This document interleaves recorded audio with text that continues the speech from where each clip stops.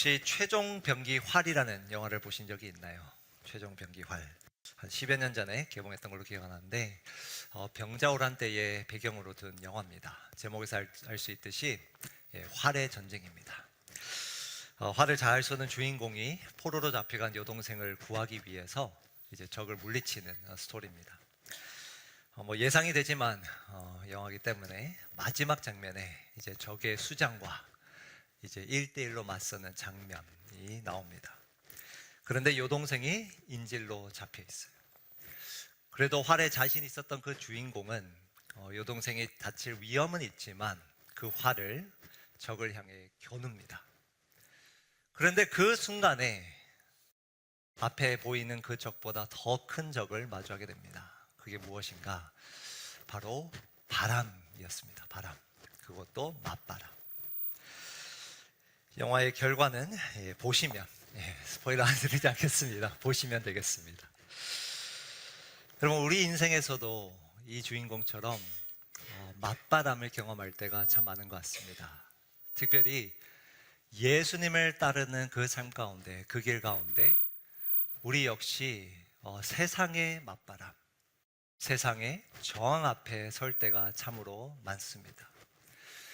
이 마가복음, 우리가 요즘 큐티하는 이 마가복음, 또 대예배 때 듣고 있는 이 마가복음의 설교 말씀은 사실 예수님께서 사역을 하시며 경험하시게 되는 많은 세상의 저항을 담고 있습니다.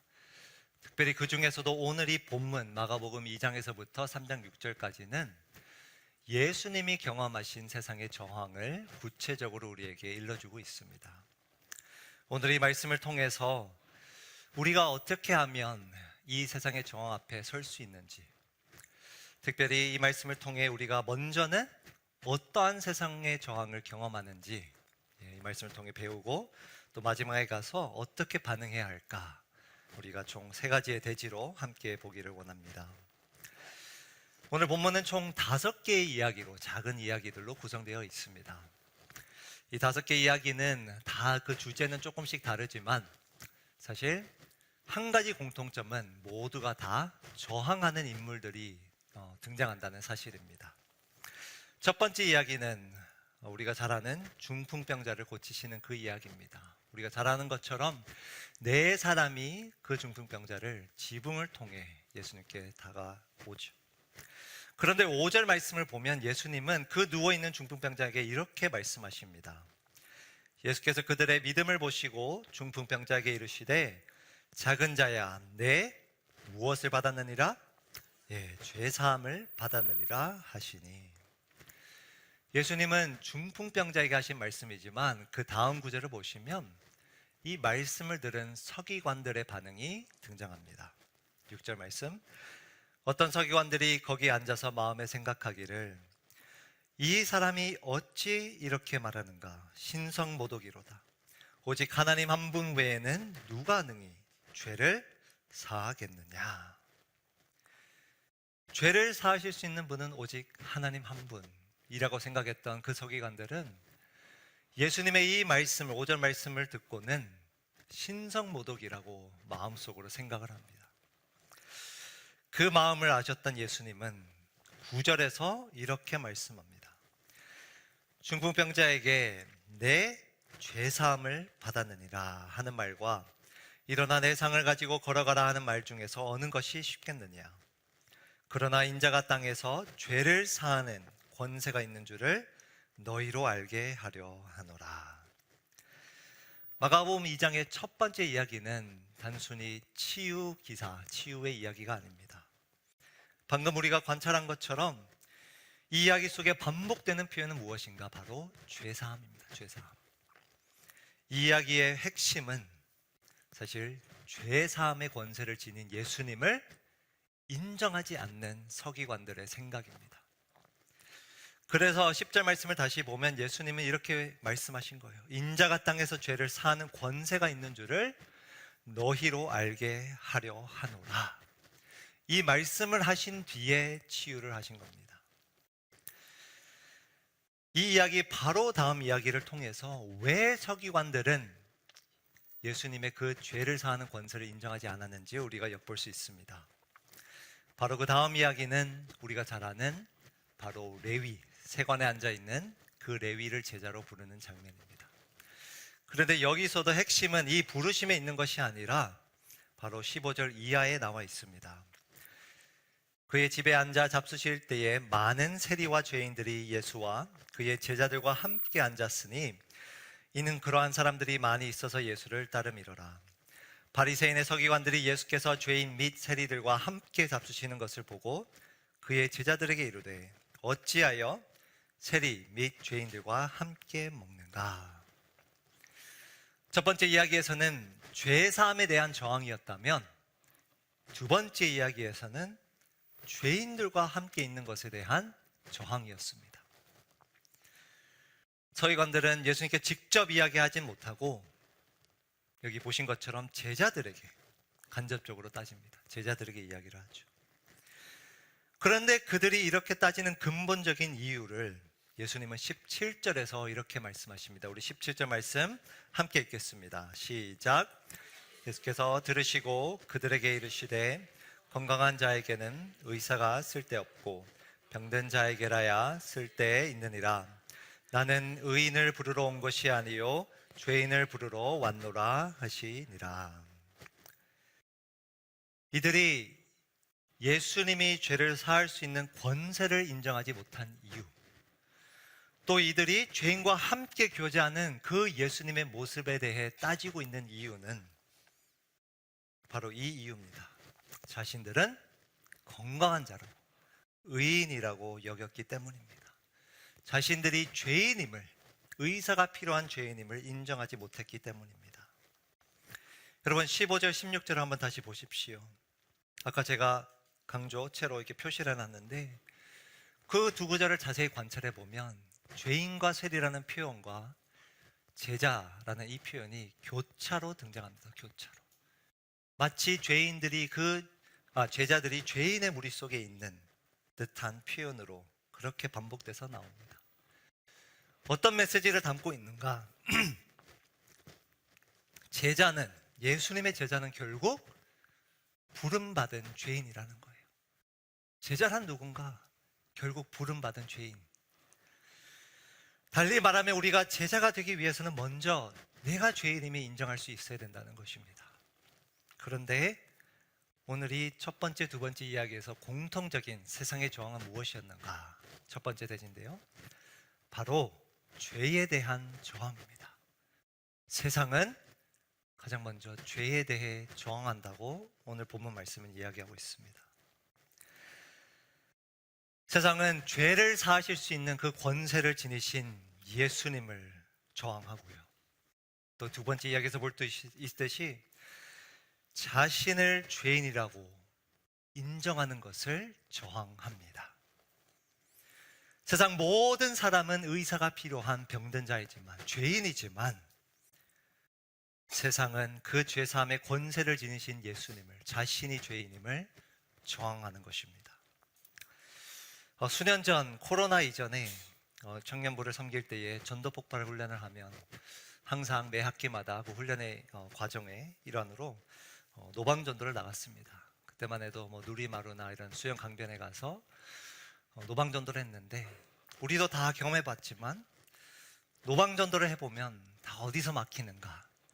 내가 죄라는 그 단어를 꺼내는 순간 갑자기 안색이 바뀝니다. 눈빛이 달라져요. 그리고 귀가 닫힙니다. 세상 사람들은 이 죄, 특별히 자신의 죄인임을 인정하는 것을 저항합니다. 이렇게 노방전도를 할 때 그들이 간혹 하는 비판, 저는 종교를 필요로 하지 않는 사람입니다. 그런 사람이 아닙니다. 종교를 필요로 하는 나약한 자가 아니라고 이렇게 이야기를 하고 복음을 거부합니다. 스스로 건강하다고, 의인이라고 생각을 하는 거죠. 유일하게 죄사함의 권세를 지니신 예수님을 우리가 이렇게 따라가다 보면 바로 이 세상의 저항을 경험하게 됩니다. 복음을 전하며 살다 보면 오늘 본문과 같은 이 죄에 대한 세상의 저항을 우리는 직면하게 됩니다. 세상은 가장 먼저 죄에 대하여 저항하고요. 두 번째는 세상은 새로운 삶에 대하여 저항합니다. 새로운 삶에 대하여 저항합니다. 오늘 본문의 세 번째, 네 번째 이야기를 보면 이 두 번째 저항을 우리가 알 수 있습니다. 18절 말씀입니다. 요한의 제자들과 바리새인들이 금식하고 있는지라 사람들이 예수께 와서 말하되 요한의 제자들과 바리새인의 제자들은 금식하는데 어찌하여 당신의 제자들은 금식하지 아니하나이까? 세 번째 이야기의 핵심입니다. 어찌하여 당신의 제자들은 금식하지 아니하나이까? 네 번째 이야기로 먼저 건너가 보시면 이들은 또 이렇게 따집니다. 안식일에 예수께서 밀밭 사이로 지나가실새 그의 제자들이 길을 열며 이삭을 자르니 바리새인들이 예수께 말하되 보시오, 저들이 어찌하여 안식일에 하지 못할 일을 하나이까? 여러분, 이 반복되는 표현 관찰해 보셨나요? 첫 번째 얘기에서부터 어찌하여. 세 번째와 네 번째 이야기에서는 바리새인들이 이번에는, 아까는 제자들을 통해 간접적으로 따졌다면 이번에는 직접 예수께 나와 따집니다. 이야기를 하는 거예요. 어찌하여 당신들의 제자들은 금식하지 않아이까? 어찌하여 안식일에 하지 못할 일을 하나이까? 금식하지 않는 것과 안식일에 하지 못할 일을 하는 것에 대해 따집니다. 약 한 달 전 우리가 대예배 설교를 통해 배웠지만 이 바리새인들이 따지는 바는 이 금식과 안식일은 사실 성경 말씀에, 구약 말씀에 기록된 본질적인 율법이 아닙니다. 그들이 걸고 넘어지는 바는 율법을 어겨서가 아니라 이들이 만든 전통을 따르고 있지 않기 때문에 이렇게 따지는 겁니다. 쉽게 말하면 이렇게 이야기하는 거예요. 왜 너희는 우리와 같이 살지 않느냐? 이렇게 따지는 것입니다. 그래서 예수님은 이들의 이 말에 대해 이런 비유로 대답을 하십니다. 우리 21절, 22절 좀 길지만 한 목소리로 한번 읽겠습니다. 시작.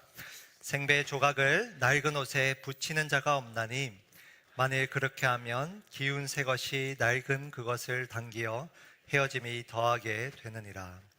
새 포도주를 낡은 가죽 부대에 넣는 자가 없나니 만일 그렇게 하면 새 포도주가 부대를 터뜨려 포도주와 부대를 버리게 되리라. 오직 새 포도주는 새 부대에 넣느니라 하시니라. 이들의 그 말, 왜 금식을 하지 않느냐, 왜 안식일에 못할 일을 하느냐, 이 말에 대해 예수님은 비유로 대답을 해주십니다. 생배 조각을 낡은 옷에 붙이거나 새 포도주를 낡은 가죽 부대에 넣는 사람은 당연히 없다는 말씀이에요. 왜 그런가?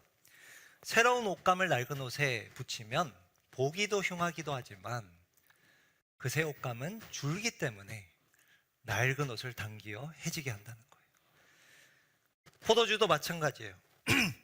새 포도주를 담으면 발효 과정 때문에 팽창을 합니다.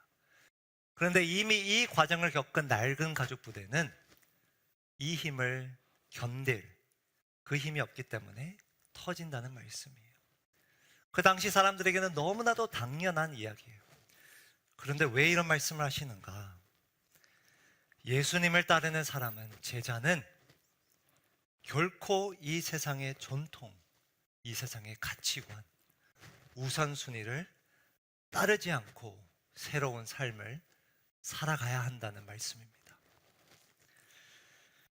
예수님을 향해 왜 우리처럼 살지 않느냐라는 그들의 말에 예수님은 대답을 하시는 겁니다.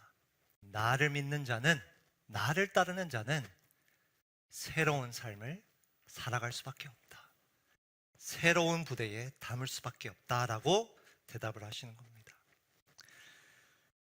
여러분, 세상은 죄에 대하여 저항할 뿐만 아니라 이와 같이 그리스도인들의 새로운 삶에 대하여 저항을 합니다.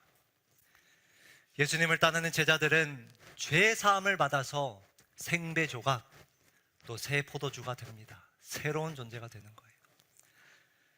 그렇다면 우리는 어떻게 살아가야 하는가? 바로 새로운 옷에 붙여야 하고요.